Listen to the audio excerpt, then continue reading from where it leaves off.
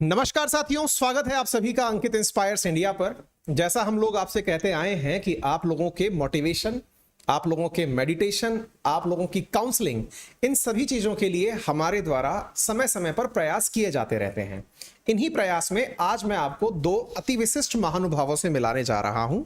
ये दोनों महानुभाव अपने अनुभवों से आपको जीवन की निश्चित एक दिशा देंगे, तो वो तो देना तय ही है। मतलब जिसके लिए इनको बुलाया गया है उसके लिए तो ये पूरी तरह से दृढ़ संकल्पित है। एक जो आज आपको एड ऑन चीज मिलने वाली है वो ये है कि विद्यार्थी जीवन में हमें पता ही नहीं चलता कि हम कब डिप्रेशन के पेशेंट बन गए, हम कब तनाव में रहते रहते इतने तनाव में चले गए कि हमें सुसाइडल टेंडेंसीज आने लग गई, हम पागलपन के शिकार होने लग गए, हम चीजें भूलने लग गए, डाइजेशन खराब करने लग गए, और तो और एक अटेम्प्ट फेल होने के बाद अपने आप की काबिलियत पर शक करने लग गए। आज मैं आपको जिन दो महानुभाव से मिलाने जा रहा हूं, इन्हें हालांकि इनके जर्नल लाइफ में परिचय का आवश्यकता नहीं है, लेकिन आपके चैनल पर इनके साथ में परिचय कराने की शुरुआत करता हूं। मेरे बिल्कुल दाहिने जो बैठे हुए हैं आप हैं डॉक्टर चरण सिंह, जो MBBS और MD हैं राजस्थान के सबसे प्रतिष्ठित कॉलेज सवाई मानसिंह कॉलेज से, जिन्होंने साइकेट्री में, अगर मैं सही हूं तो मनोचिकित्सा में आपने अपनी ग्रेजुएशन और PG की डिग्री की है। उम्र में मुझसे भी 10 साल छोटे लग रहे हैं, लेकिन तजुर्बे में बड़े हैं। ना केवल तजुर्बे में बल्कि उम्र में भी मुझसे बड़े हैं। यानी इनकी मेंटेनेंस से, इनकी त्वचा से इनकी उम्र का अंदाजा नहीं लगाया जा सकता। बहुत ही होनहार काबिल व्यक्ति हैं। इनकी काबिलियत मैं आपको जरूर बताऊंगा और भी लहजे में, लेकिन इससे पहले एक और जो हमारे साथ अति विशिष्ट महानुभाव बैठे हैं उनके बारे में भी चर्चा कर ली जाए। आप हैं डॉक्टर पवन कुमार। वर्तमान में आप IAS में चयनित हुए हैं और IAS में हिंदी माध्यम से चयनित हुए हैं। ये अपने साथ में आपके अनुभव साझा करेंगे कि किस प्रकार से हिंदी माध्यम के विद्यार्थी सिलेक्शन प्राप्त कर सकते हैं। ना केवल इतना ही, आपके विशिष्ट अनुरोध पर डॉक्टर साहब को बुलाया गया है।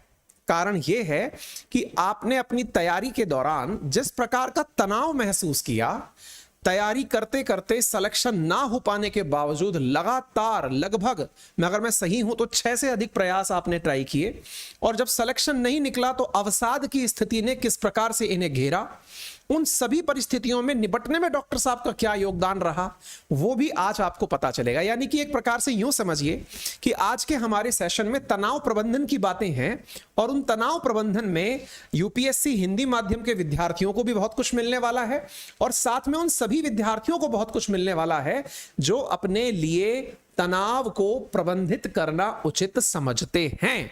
तो सर, जैसा आप सबने अभी तक मेरे माध्यम से परिचय तो सुन ही लिया है, आपने इनकी आवाजें भी सुननी है, क्योंकि मैं केवल क्वेश्चन आंसर आपसे करने वाला हूं, और ये अपने अनुभव से और तजुर्बे से आपको बहुत कुछ बताएंगे। यानी आज का जो ये हमारा पैनल है ये बहुत विशिष्ट है, और यकीन मानिए कि इस पैनल की कही हुई एक एक बात आपके जीवन में बड़ा परिवर्तन लेकर आएगी। तो आपके श्रीमुख से सभी के से थोड़े दो वाक्य सुन लेते हैं, फिर हम आगे बढ़ेंगे। लीजिए डॉक्टर साहब। जैसा कि अवस्थी सर ने बताया, मैं डॉक्टर चरण सिंह हूँ और पेशे से साइकियाट्रिस्ट हूँ। अभी एक मेडिकल कॉलेज राजस्थान की JLN मेडिकल कॉलेज अजमेर में मैं एसोसिएट प्रोफेसर हूँ डिपार्टमेंट ऑफ साइकियाट्री में। मेरे बगल में पवन, जो भी वर्तमान में IAS वाली एग्ज़ाम में चयनित हुए हैं, उनका ये डिज़ायर थी, इच्छा थी कि मैं इनके साथ बैठूँ और IAS की तैयारी के दौरान जितनी डिफ़िकल्टीज़ या फिर स्ट्रेस से रिलेटेड प्रॉब्लम्स इन्होंने फेस की, उनसे ये कैसे बाहर निकले वो हम आपके साथ शेयर करें, ताकि भारत में और जो लाखों स्टूडेंट्स इन सब स्ट्रेस रिलेटेड प्रॉब्लम्स के को फेस करते हैं, उनसे वो भी निकल पाएँ। तो इसलिए हम आज यहाँ बैठे हैं। पवन जी। नमस्कार साथियों, मेरा नाम पवन कुमार है और YouTube पे थोड़ा बहुत 1-2 चैनल पे मैंने इंटरव्यूज़ दिए थे, तो शायद थोड़ा बहुत आप जानते होंगे। और मुझे ये लगा कि अगर हमारा मेंटल हेल्थ सही हो, हमारी मेंटल हेल्थ सही हो, तो कोई सा भी एग्ज़ाम क्रैक करना, UPSC का कोई सा भी एग्ज़ाम क्रैक करना बहुत ईजी होता है। और अगर सही नहीं हो, अगर हमारा दिमाग हमारा कहना नहीं माने तो छोटा छोटा एग्जाम क्लियर करना हमारे लिए कठिन हो सकता है। इसलिए मैं बच्चों से एग्जाम्पल देता हूँ कि अगर एक पेड़ काटना हो तो एक कुल्हाड़ी को, अगर 6 घंटे में पेड़ काटना हो तो 5 घंटे उस कुल्हाड़ी को पेनी करो। तो इसी तरह से आप एग्जाम क्लियर करना हो तो सबसे पहले अपना स्ट्रेस है उसको मैनेज करो। और इसीलिए सर को मैं लेके आया हूँ, अवस्थी जी से भी मैंने रिक्वेस्ट की कि मेरे जैसे लाखों बच्चों को इस चीज़ से फ़ायदा हो कि वो कैसे अपना स्ट्रेस मैनेजमेंट करे, कैसे जो डिप्रेशन है अगर उसके अंदर चले गए आप ब्लैक होल में तो उससे कैसे बाहर निकलें, इसको टेबू ना माने। मैंने इस चीज़ को फेस किया है, मैंने इसको बाहर निकला इस चीज़ से, सुसाइडल थॉट से लेके और देश का सबसे जो टफेस्ट एग्जाम है उसको क्रैक करने तक की जर्नी तय की है मैंने। तो इसलिए अगर मैं कर सकता हूँ तो आप भी कर सकते हो। तो जैसा आपने अभी पवन जी से सुना, पवन जी और मैं एक साथ ही राजस्थान की जो ट्रेनिंग अकादमी है उसमें ट्रेनिंग ले रहे थे, लेकिन अचानक सर का रिजल्ट आया और आप जो है वो लफ्जना मसूरी शिफ्ट हो गए। तो मुद्दा ये है जनाब कि आपकी मेहनत आपको परिणाम अवश्य देगी। ये लोग वो सक्सेसफुल जिंदगी जी रहे हैं जिसकी आप कल्पना करते हैं, या फिर आप भी जैसा बनना चाहते हैं, नहीं तो अपने परिवारजनों को ऐसा बनते देखना चाहते हैं। लेकिन आज का ये सेशन सबके लिए काम का होने वाला है। काम का इसके लिए जो पढ़ने वाले लोग हैं उनके लिए सेशन में कुछ ना कुछ जरूर होगा, और जो पढ़ने के अलावा व्यापार में हैं, पढ़ाई नहीं कर रहे हैं लेकिन अपने लिए जीवन में कुछ मानकर चल रहे हैं, बिजनेस कर रहे हैं, उनके लिए मेंटल हेल्थ कितना जरूरी है वो बहुत ही अल्टीमेट तरीके से बातें होने वाली हैं।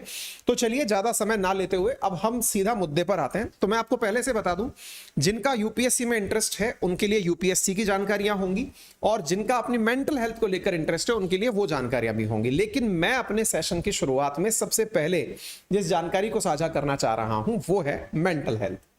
कारण यह है कि जिसका ये स्वस्थ है, जैसा पवन जी ने अभी कहा कि अगर आप 6 साल मेहनत करके एक एग्जाम निकालना चाहते हैं तो 5 साल तो केवल कुल्हाड़ी पैने करने में लगाइए, 6ठे साल में एग्जाम निकल जाएगा, यानी धारदार बन जाइए। ठीक है, तो ये यहीं से होता है। इंसान का सबसे तेज जो हथियार है ना वो यही है, इसी से सब लोग अपनी महिमा मंडित करते हैं। तो चलिए शुरुआत करते हैं डॉक्टर साहब से। और डॉक्टर साहब के साथ साथ मैं आपसे निवेदन करूंगा पवन जी कि बीच बीच में जहां आपको अपने एक्सपीरियंस शेयर करने हो, क्योंकि आप तो इलाज बताएंगे, आप उस समय को बिता चुके हैं वो बताएंगे। क्योंकि जितना मैंने स्टोरी सुनी आपकी, उस स्टोरी से मुझे पता चला कि तैयारी के दौरान आपके साथ ऐसा हुआ कि आपको कई बार ऐसा लगने लगा कि मुझे पैनिक अटैक आ गया है, हार्ट में एकदम झटका सा आया। आपने मुझे बताया, वो भी अनुभव आप दोस्तों से साझा करिएगा। तो उनके बारे में बात करते करते फिर डॉक्टर साहब से भी हम उनके बारे में बात करेंगे। तो सीक्वेंस कुछ ऐसा करते हैं, आप हमें बताइए कि आपके साथ पढ़ते समय क्या हुआ करता था, ठीक है? उसकी व्याख्या हम डॉक्टर साहब से लेंगे कि इन्होंने उस चीज को किस तरह से ट्रीटमेंट के रूप में समझा। लीजिए पवन जी, आप बताएं तैयारी का वो क्रम जिस दौरान आपको ये फील हुआ यूपीएससी के दौरान। मैं आपका बैकग्राउंड भी बता देता हूं बीच में। आप राजस्थान के जोधपुर नागौर जिले से बिलोंग करते हैं, और मोटिवेशन के लिए, हालांकि मैं कभी गरीबी को किसी का मोटिवेशन के रूप में प्रोजेक्ट नहीं करता कि भाई आप अमीर होंगे, आप गरीब होंगे तो ही सफलता मिलेगी, आप यहां से अमीर होंगे आपको सफलता मिलेगी। सर की कहानी में जो सबसे इंटरेस्टिंग चीज है, ये दिल से इतने अमीर, इनके पिताजी इतने अमीर कि आप ट्रक चलाते थे, आज भी चलाते हैं जब बच्चा आईएएस बन चुका है। ठीक है, और इस बात का इन्हें प्राउड है। ये हर जगह, इवन कहते हैं कि जब मैं इंटरव्यू देने गया तो मैं पापा से कहा कि मैं आपके साथ बैठ के ट्रक में चलूंगा। ये जज्बा है। तो आप इसको पॉजिटिविटी में लें, और सर की बातों में वो बात सुने कि पढ़ते समय यूपीएससी में तनाव की सबसे पहली जो इनकी जर्नी थी वो कहां से शुरू हुई, please. Thank you Awasthi ji. बच्चों, मेरा जो तनाव से पहला मुकाबला था वो कंपटीशन की तैयारी कर रहा था मैं, पीएमटी की, डॉक्टर के लिए। तो कोटा गया हुआ था, उस टाइम तनाव से पहला सामना हुआ था। और मुझे लगता है कि अगर मैं उस टाइम अगर उस चीज़ों को समझ जाता तो चीज़ें हो सकता है कहीं और दिशा में चली जाती। हुआ ये था कि एग्ज़ाम से 2-1 महीने बचे थे। घर पे घर वाले ज़्यादा पढ़े लिखे समझदार है नहीं, उनको लगा कि यहाँ पहले डॉक्टरों का ही माहौल था कि बच्चा कोटा गया, अच्छा डॉक्टर बन जाए, डॉक्टर बन गया। तो घर में, गांव में, हर जगह से रिश्तेदारों में माहौल बन गया कि डॉक्टर बन गया। मैं कहीं भी जाता घर पे, अच्छा ये, हाँ ये फलाना बेटा ये डॉक्टर बन गया।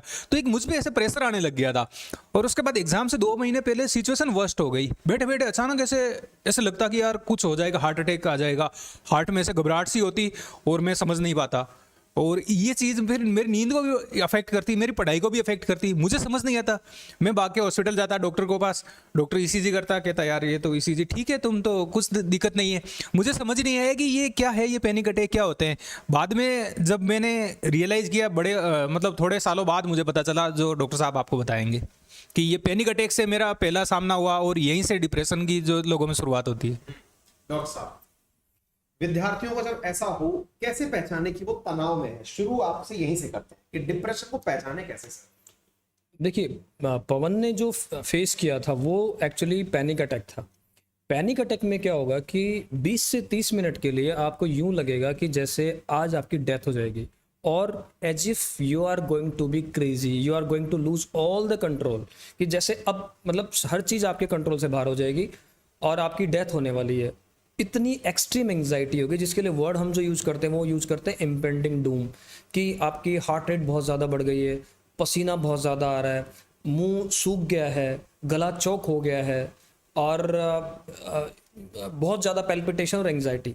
तो ये जो एपिसोड है ये रहेगा लगभग 20 से 30 मिनट। तो मीनवाइल जब तक आप इमरजेंसी पहुंचेंगे, और इमरजेंसी के बाद आपको कार्डियोलॉजी में ज़्यादातर केसेस में जो होता है, जैसा पवन ने भी बताया, आपको कार्डियोलॉजी में भेजा जाएगा, वहाँ ईसीजी होगी, ईसीजी नॉर्मल आएगी, क्योंकि प्रॉब्लम ये हार्ट की नहीं है, प्रॉब्लम ये माइंड की है। तो जब ये अटैक्स बार बार होने लगते हैं तो हम उसको पैनिक डिसऑर्डर बोल देते हैं। तो पवन ने जो फेस किया वो बेसिकली पैनिक अटैक था।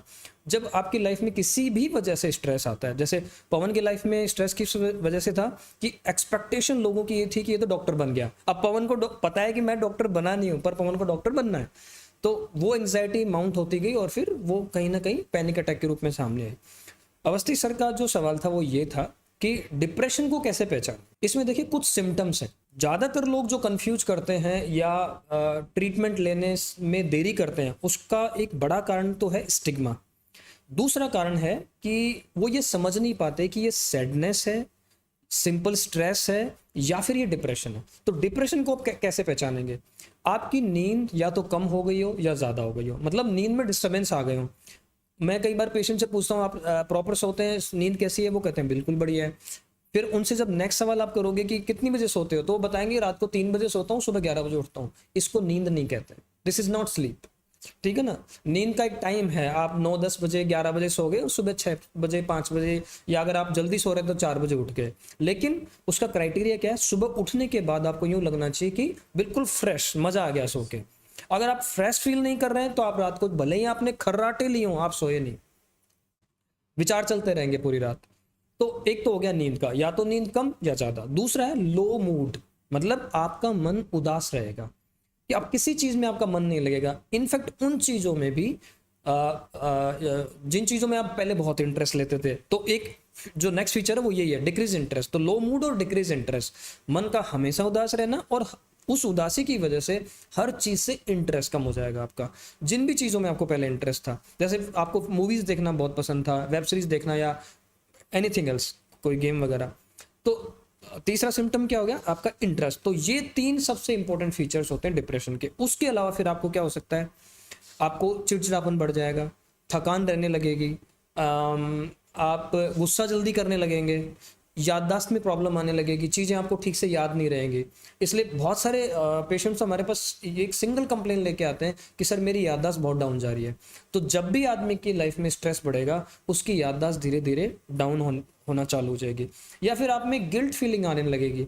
हर चीज़ के लिए आप खुद को रिस्पॉन्सिबल ठहराना शुरू कर दोगे कि ये तो मेरी वजह से हो गया, बच्चा फेल हो गया, बच्चा गिर गया, चोट लगी, ये तो मेरी वजह से हो गया। हर चीज़ के लिए आप गिल्टी महसूस करेंगे। अगर आप तब भी इलाज नहीं लेते हैं तो फिर क्या होगा? आप होपलेस हो जाएंगे और आपको सुइसाइडल आइडियाज आने लगेंगे। फिर आपको लगेगा कि अब शायद इन सारी समस्याओं की मुक्ति एक ही जगह है, वो है आत्महत्या। तो अगर इलाज नहीं लेंगे तो लोग यहाँ तक भी पहुँच जाते हैं। और अगर आप जानते हो एक फैक्ट कि जितने लोग सुसाइड करते हैं उनमें से ज़्यादातर लोग केवल डिप्रेशन नाम की बीमारी से ग्रसित होते हैं। तो अगर किसी में भी इस तरह के सिम्टम आप देखें, फैमिली में किसी के भी व्यवहार में कोई चेंज देखें, तो आपको उसे नज़रअंदाज नहीं करना है, तुरंत आपके आसपास जो भी साइकियाट्रिस्ट है उससे मदद लेनी है। डॉक्टर साहब ने बहुत अल्टीमेट बात बताई बच्चों।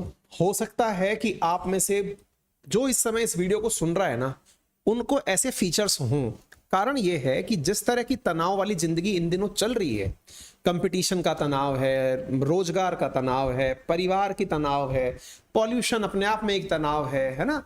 जिस तरह की जिंदगी इन दिनों चल रही है उसमें कहीं ना कहीं हमारा दिमाग प्रभावित होता है, और जब ये प्रेशर में जाता है ना तो ये सब कुछ प्रेशर में डाल देता है। ये बिल्कुल वैसे ही है, गाड़ी का इंजन जब लोड मारता है ना, तो गाड़ी के अंदर बैठी हुई सवारियों को भी मजा नहीं आता है।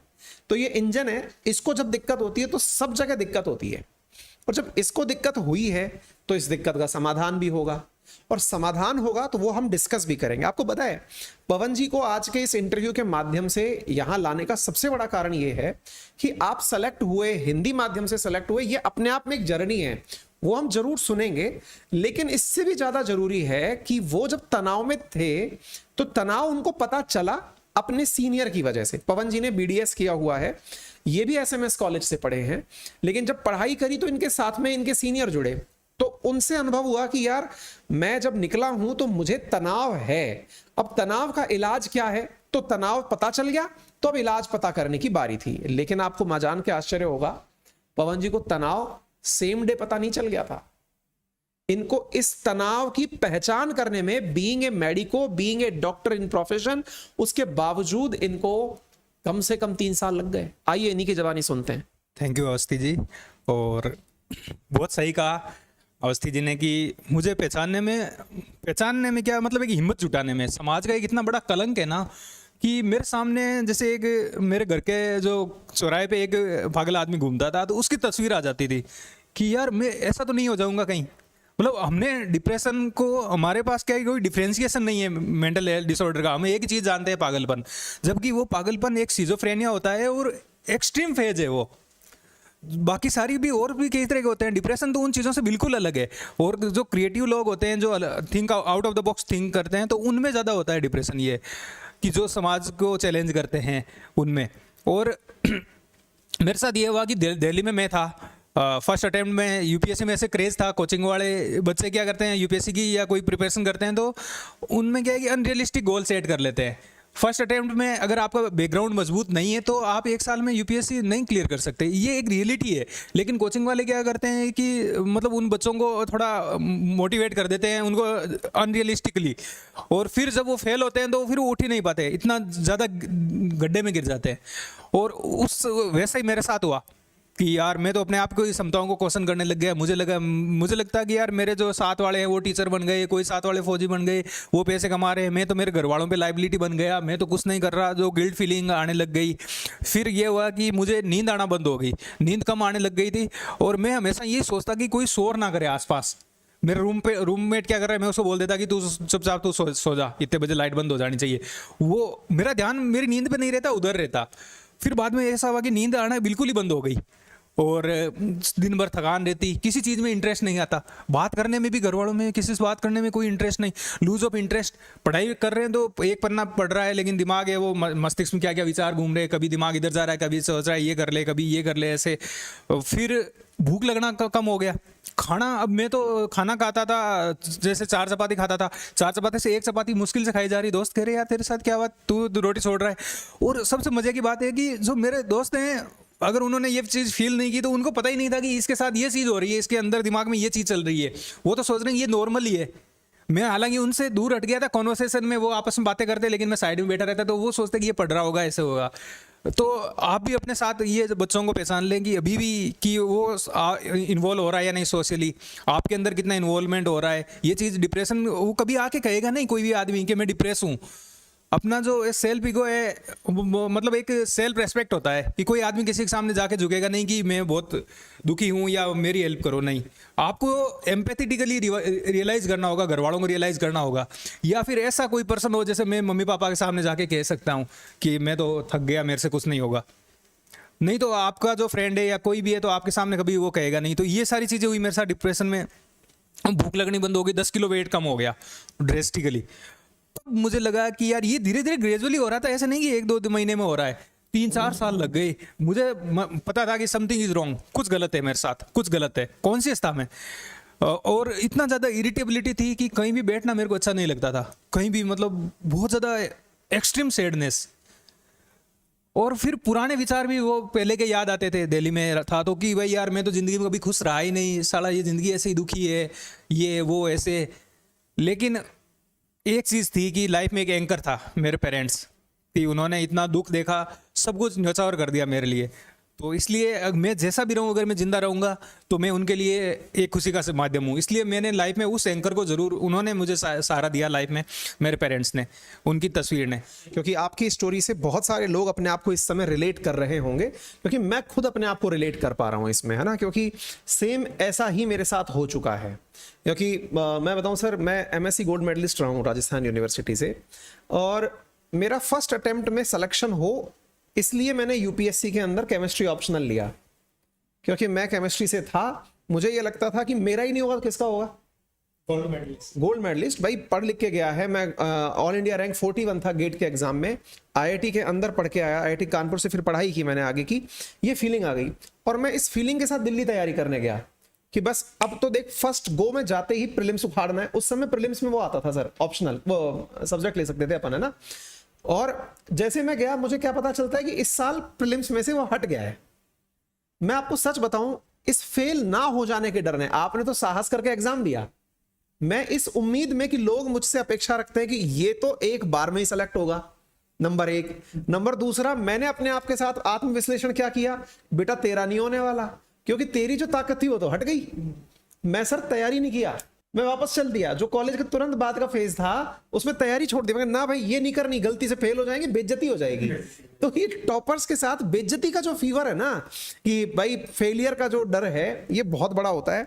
और आपने सही कहा, ये जो फेल होने का डर है ना, जिसने इस पर विजय प्राप्त कर ली, वही व्यक्ति तो इस दुनिया का सबसे बड़ा एंटरप्रेन्योर बना, वही सबसे बड़ा डॉक्टर बना, वही सबसे बड़ा अधिकारी बना, जो बना वो वही बना जिसने डर के आगे जीत है ये समझ लिया।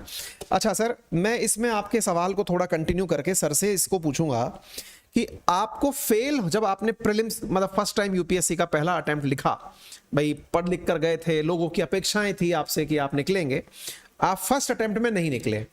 अब फर्स्ट अटेम्प्ट में नहीं निकलने पर एक जनरल फिलॉसफी है कि आदमी फेल होने पर दुखी होता है। तो डॉक्टर साहब आप बताएं कि जो फेल होने पर दुखी हुआ व्यक्ति है, वही दुख होना यानी सैडनेस जो है वही डिप्रेशन है क्या, या इसमें भी कोई माइनर लाइन फ्रैक्चर है? क्योंकि अल्टीमेटली ऐसे तो हर आदमी डिप्रेशन में है सर, क्योंकि दुख तो हर किसी को होता है। भाई मान लीजिए किसी का आज सर दर्द है वो दुखी है, पेट साफ नहीं हुआ वो दुखी है, किसी के चोट लग गई वो दुखी है। तो आप थोड़ा ये बताएं सर, सैडनेस और स्ट्रेस इन दोनों में कितना अंतर है और क्या मतलब पहचान है सर? देखिए, स्ट्रेस जो है ना वो दो तरह का होता है। एक को कहते हैं यू स्ट्रेस, एक को कहते हैं distress. You stress is always good. जैसे इसको एग्जांपल, आपके घर में शादी है, आप रात को 2-2 बजे तक जगते हैं और मेहनत करते हैं, लेकिन आपको उससे किसी तरह की कोई प्रॉब्लम नहीं होती है। आपको अगर प्रॉब्लम होती भी है तो वो एक बीमारी वाली बात नहीं, बल्कि आप खुशी से उस स्ट्रेस को झेलने के लिए तैयार है। एक माता जब माँ बनती है तो उसको कितना दुख होता है, लेकिन वो जो स्ट्रेस है वो यू स्ट्रेस है, वो डिस्ट्रेस नहीं है। डिस्ट्रेस को कैसे पहचाने, उसका एक सिंपल सा फंडा है, सिंपल सा तरीका है। जब भी आपकी फंक्शनिंग गिरने लगे, प्रोडक्टिविटी गिरने लगे, इसका मतलब अब आप यू स्ट्रेस से डिस्ट्रेस में शिफ्ट हो गए। तो जैसे मान लीजिए कि पहले आप 2 घंटे में एक चैप्टर को याद कर लेते थे, लेकिन अब उसी चैप्टर को या वैसे ही चैप्टर को याद करने में आपको 4 घंटे लग रहे हैं। इसका मतलब अब आप यू स्ट्रेस वाले कॉलम में नहीं है, अब आप डिस्ट्रेस वाले पोर्शन में आ गए। तो अब आपको अलर्ट होना है और अब आपको कोई ना कोई इनिशिएटिव लेना है ताकि आप वापस यू स्ट्रेस के फेज में जाएं। आपने देखा होगा ना, जब एग्जाम होती है तो आपको चीजें जल्दी समझ में आती है और जल्दी याद होती हैं। क्यों? You stress. तो थोड़ा सा स्ट्रेस लाइफ में अच्छी प्रोडक्टिविटी के लिए जरूरी है, लेकिन अलर्ट रहें कि आप डिस्ट्रेस वाली साइकिल में ना चले जाएं। एक था कि दुख और डिप्रेशन में कैसे फर्क करें, वही अगेन द सेम थिंग। आप फेल हुए, आपको दुख कितना रहेगा, 2 दिन 10 दिन कितना चलेगा? ऐसा तो है नहीं कि आप उस दुख में 2 महीने तक और 3 महीने तक अपने आप को खींच रहे हैं। तो अगर किसी भी बुरी घटना या फेल होने के बाद अगर आपका दुख 14 दिन से ज्यादा जा रहा है तो आप डिप्रेशन के पेशेंट हो सकते हैं, क्योंकि बशर्ते कि बाकी जो सिम्टम्स हमने अभी डिस्कस किए थे, जैसे लो मूड, थकान, चिड़चिड़ापन, इंटरेस्ट कम होना, भूख का कम ज़्यादा होना वगैरह वगैरह, अगर ये सिम्टम्स भी हैं साथ में तो ये डिप्रेशन हो सकता है। और ऐसे में आपको उसको नज़रअंदाज नहीं करना है। दुख जिंदगी का पार्ट है। दुख तो ऑब्वियसली होगा ही, जब आपकी एक्सपेक्टेशन के खिलाफ कोई काम होगा तो डेफिनेटली दुख होगा, लेकिन दुख 1-2 दिन 3 दिन 4 दिन में चला जाएगा। डिप्रेशन होगा वो नहीं जाएगा। तो डॉक्टर साहब, जैसा आपने अभी बताया कि हम स्ट्रेस को कुछ सिम्टम्स के थ्रू पहचान सकते हैं, है ना। जैसे आपने अभी बताया कि इवन मुझसे आप जब पर्सनली बात कर रहे थे तब आपने मुझे हेयर फॉल की बात भी बताई थी कि हेयर फॉल भी होना, इवन पेट खराब भी होना, डाइजेशन का खराब होना, भूख ना लगना, सोने में दिक्कत आना, ये भी सेक्सुअल प्रॉब्लम भी होना, ये सब स्ट्रेस के फीचर्स हैं। ये आपने हमें शुरुआत में अपनी जब बैठ के बात हो रही थी तब आपने बताया। लेकिन सर, फिर भी जाने से लोग कतराते हैं डॉक्टर के पास। आप क्या कहना चाहेंगे? पहले आप हमें यह बताएं कि आप तनाव में हैं तो डॉक्टर के पास जाना चाहिए, और जाने का तरीका क्या हो। और मैं जल्दी ही इस लाइन के साथ एक घोषणा और भी करूंगा, पहले आप इसका आंसर दें। पहले थोड़ा सा मैं बता हाँ, पवन कुछ एक्चुअली मुझे 3 से 4 साल लग गए थे। वहाँ मुझे फील हुआ कि something is wrong in my mind, वहाँ से लेके और डॉक्टर साहब के फ़ोन नंबर लेने तक। और वो भी मेरा जो रूममेट है उनसे मैंने कहा नहीं, ऐसी बात चली, उन्होंने मेरे को ऐसी बात बता रखी थी कि यार मेरा एक दोस्त है वो पीजी कर रहे हैं वहाँ पर, चरण सिंह है साइकेट्री में। तो मैंने चुपके से उनके नंबर से फ़ोन नंबर लिया। मैं बताना नहीं चाहता था, ये एक स्टिग्मा था। मतलब ऐसे कलंक होता है ना कि यार ये तो साथियों में भी एक आपको डिफ्रेंशिएट करने लग जाता है। यार ये कई बार ऐसे बेवकूफ़ लोग होते हैं जो मजाक भी उड़ा देते थे मेरा कि यार ये डिप्रेशन है ऐसे। लेकिन मैं सोचता कि समझदार आदमी है वो तो इन चीज़ों को समझेगा, बेवकूफ़ों से क्या माथा लगाना। तो मैंने उनके चुपके से मोबाइल से नंबर लिए, फिर इनको मैंने फ़ोन किया, इन्होंने कहा ठीक है आके दिखा दो जयपुर। फिर मैं दिल्ली से जयपुर आया, जयपुर आके दिखाया। उससे पहले मैंने दिल्ली में अननोन नंबर जो क्लिनिक है ना उन पर कॉल किए थे। फिर मैंने कहा यार पता नहीं ट्रस्टवर्दी होंगे कि नहीं होंगे डॉक्टर। तो इतना एक तो इश्यू होता है कि मेंटल बैरियर, स्टिग्मा, दूसरा होता है ट्रस्ट करें या नहीं करें डॉक्टर पे। ये दोनों चीज़ें हैं। और मेरा जो था ये ट्रीटमेंट, मैं इनसे मिला और उसके बाद लाइफ चेंजिंग एक्सपीरियंस रहा, और वहाँ से सुसाइडल थॉट से लेके सक्सेस तक की मैंने जर्नी तय की। तो उसका एक बहुत बड़ा जो क्रेडिट है मैं जो साइकेट्री और साइकेट्रिस्ट को देना चाहूँगा। देखिए, अवस्थी सर का जो सवाल था वो ये था कि जब लोगों को स्ट्रेस है, उनको प्रॉब्लम है, स्ट्रेस से बॉडी का ऐसा कोई सिस्टम नहीं है जो अफेक्ट ना होता हो। जब इतना बुरा असर पड़ता है बॉडी पे, जिसको अगर हम देखें हमारे कल्चर में एक सेंटेंस बोला जाता है, एक बात कही जाती है कि चिंता ही चिता है ना। ये ऐसे ही नहीं कहा गया है, इसके पीछे एक बहुत लंबा एक्सपीरियंस है। तो जब इतनी प्रॉब्लम आती है स्ट्रेस से, डिप्रेशन, तो लोग आते क्यों नहीं? उसके 2 मुख्य कारण हैं। पहला कारण है स्टिग्मा।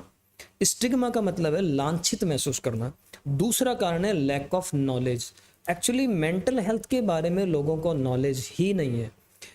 आप इसको ऐसे समझिए, एक महिला को पिछले 6 महीने से नींद नहीं आ रही। इनफैक्ट कई पेशेंट तो ऐसे 3-3, 4-4 साल से सो नहीं रहे, लेकिन उसके लिए वो डॉक्टर के पास आ ही नहीं रहे।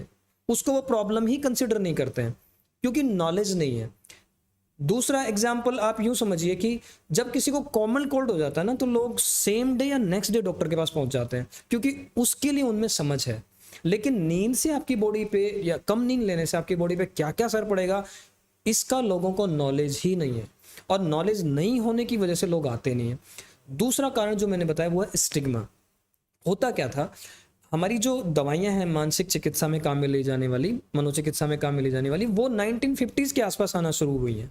उससे पहले मानसिक रोगियों का सिर्फ एक ही इलाज था, मेंटल असाइलम।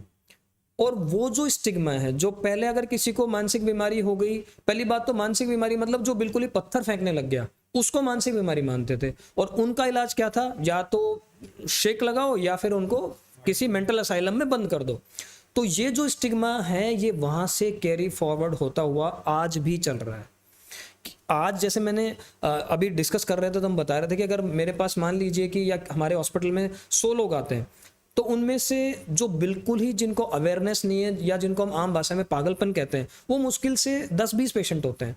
बाकी 80% तो ऐसे होते हैं जिनको पूरा पता है उस बीमारी के बारे में, लेकिन हो सकता है कि उसकी सिग्निफिकेंस या नहीं दिखाने से उनको क्या नुकसान होगा ये ना पता हो, वो एक अलग मैटर है। लेकिन उनको ये पता है कि मुझे समस्या है। तो 2 कारणों की वजह से लोग मनोचिकित्सक के पास नहीं आते। एक तो नॉलेज नहीं है, दूसरा स्टिग्मा। और स्टिग्मा इतना बुरा है, एक एग्जाम्पल से आप समझ जाओगे। एक बेटा अपनी माँ को मेरे पास लेके आया, मैंने उनसे पूछा ये कौन है, तो उन्होंने कहा ये मेरी पड़ोस में रहने वाली एक महिला है, जबकि वो उसका बेटा था। मतलब इतना स्टिग्मेटाइज लोग फील करते हैं कि ये बताने में, मैं उनका कोई रिलेटिव नहीं हूं, मैं डॉक्टर हूं, मेरा सिर्फ एक प्रोफेशनल संबंध है उनसे, लेकिन वो मुझे भी ये डिक्लेयर नहीं करना चाहते, बताना नहीं चाहते कि ये मेरी माँ है। एक दूसरा बच्चा है, वो लगभग 16-17 साल का बच्चा है कि सर मैंने मेरी माँ को, मेरे पेरेंट्स को कई बार बताया है कि ये जो मुझे नींद नहीं आ रही है, मैं थका हुआ महसूस करता हूँ, ये डिप्रेशन है, मुझे साइकियाट्रिस्ट को दिखाओ। वो मानने को तैयार नहीं है कि आप मुझे साइकियाट्रिस्ट की जरूरत है, तो मैं अकेला ही आ गया। हमने फिर उनके पेरेंट्स से कांटेक्ट किया और उनका इलाज चालू किया। तो लोग समझ नहीं पाते हैं कि इसकी डेप्थ क्या है और उसके नुकसान क्या है। बहुत बढ़िया सर। सर अभी हम जैसे थोड़ी देर पहले बात कर रहे थे बैठ करके, एक सवाल उस समय भी निकला था, और सवाल ये था कि ये साइकेट्रिक जो प्रॉब्लम है ये दो प्रकार की हैं, एक जिनको ये पता है और एक जिनको नहीं पता है। जैसा आपने अभी बोला कि आपके पास 100% लोगों में से 10% लोग ऐसे आते हैं जिनको नहीं पता है कि वो बीमार हैं, है ना। तो ये आपने बहुत अच्छे से लोगों में अवेयरनेस दे दी कि कुछ लोग ऐसे भी हैं जिन्हें इस बारे में पता ही नहीं है कि वो बीमार हैं, है ना। अब उन लोगों को कैसे पहचाने? तो देखिए, ये समाज के सदस्य होने के नाते आपकी जिम्मेदारी है कि ऐसे लोगों को पहचानें और उन्हें उचित मेडिटेशन दिलवाएं, उनको उचित दवाइयां दिलवाएं ताकि उनका इलाज हो सके। जैसा सर ने कहा, पागलपन का मतलब ये जो डिप्रेशन है या तनाव है या फिर साइकेट्रिस्ट के पास जाने का मतलब ये नहीं है कि जब आपके हालात पत्थर फेंकने वाले आ जाएं तभी आपको जाना है। ऐसा बिल्कुल नहीं है। आपको जब ये लगता है कि मेरे साथ बताए गए इन फीचर्स में से नींद ना आना, भूख ना लगना, है ना, याद ना रहना, याददाश्त कम होना, डाइजेशन में खराबी होना, इचिंग रह जाना, है ना, आपको ये लगना कि सब लोग पागल हैं, आप लोगों को अंडर एस्टिमेट करना या अपनी क्षमताओं को अंडर एस्टिमेट करना, उस समय पर आपको डॉक्टर के पास जाना चाहिए। और मेडिकल साइंस में इसका पूरा इलाज है।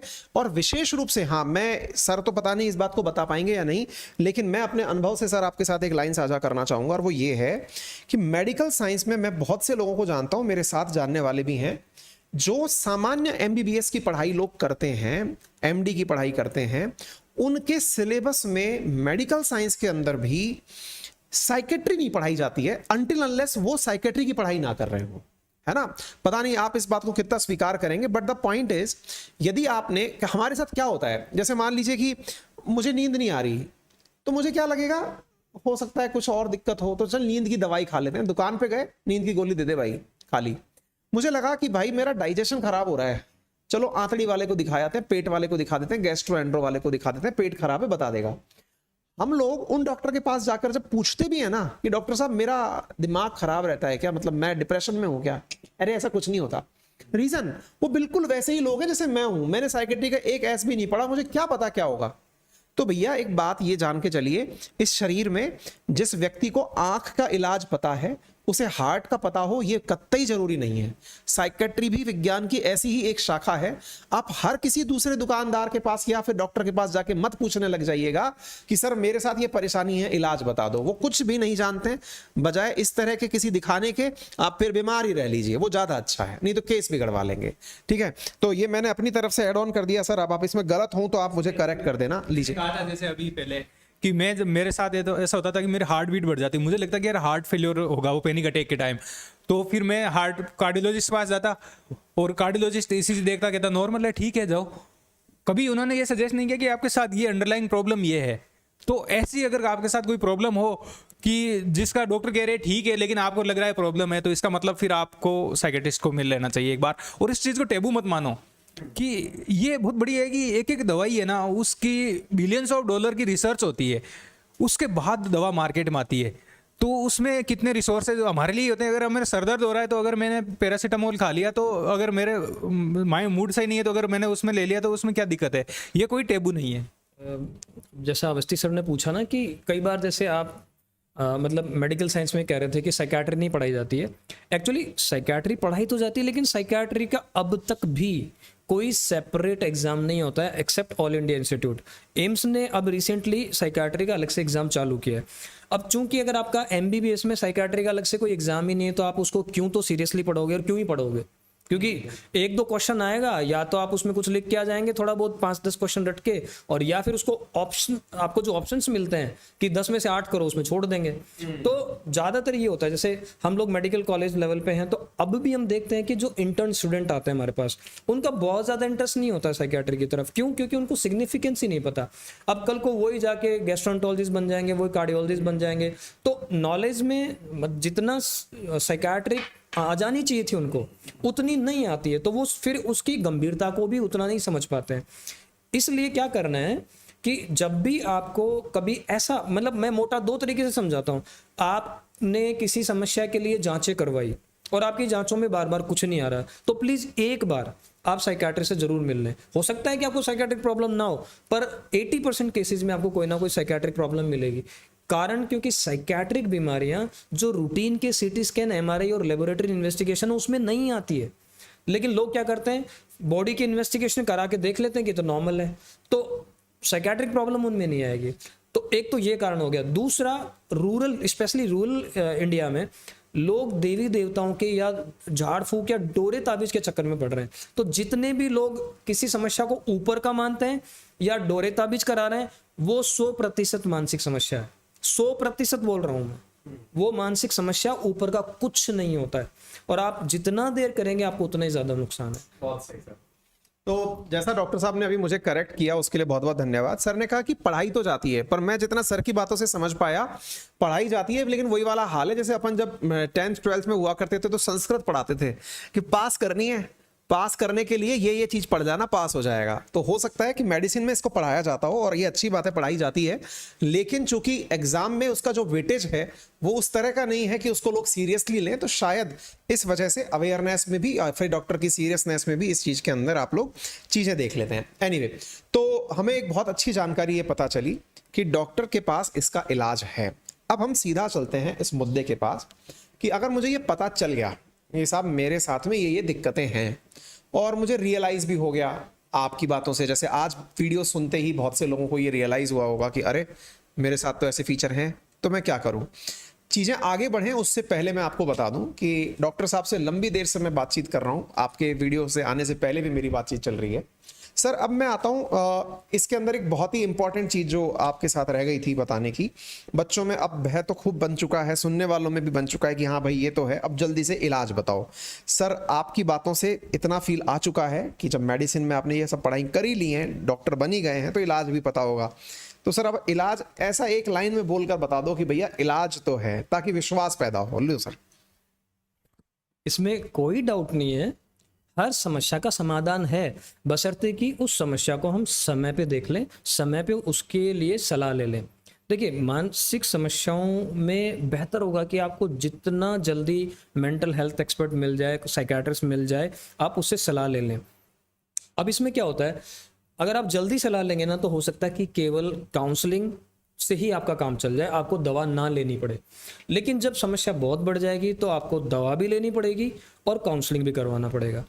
और अगर समस्या बढ़ भी गई है तो भी आपको घबराने की जरूरत नहीं है, परेशान होने की जरूरत नहीं, बस आपको एक मेंटल हेल्थ एक्सपर्ट से मिलना है, अपनी समस्या साझा करनी है और इलाज लेना है। मैं फिर से एक 10-15 सेकंड में सिम्टम्स आपको बता देता हूँ। जैसा मैंने बीच में एक लाइन बोली थी, स्ट्रेस से बॉडी का ऐसा कोई सिस्टम नहीं है जिसपे गलत असर नहीं पड़ता हो। तो मोटे मोटे क्या बैड इफेक्ट्स पड़ते हैं, जो लोग स्ट्रेस में रहेंगे ना, उनके बाल जल्दी गिरेंगे, जल्दी सफ़ेद होंगे, उनके चेहरे का रंग थोड़ा डार्क हो जाएगा, आंख के नीचे डार्क सर्कल्स बनना चालू हो जाएंगे, वो आदमी थोड़ा सैड दिखना चालू हो जाएगा, चेस्ट पेन रहना चालू हो जाएगा, घबराहट रहेगी, धड़कन तेज रहेगी, थकान रहेगी हमेशा, भूख चली जाएगी, नींद डिस्टर्ब हो जाएगी, मसल पेन, बोन पेन होना चालू हो जाएगा, घुटनों में दर्द चालू हो जाएगा, और सबसे बड़ी प्रॉब्लम पेट खराब हो जाएगा, आपके गैस बनने लगेगी, अपच हो जाएगी, एसिडिटी हो जाएगी।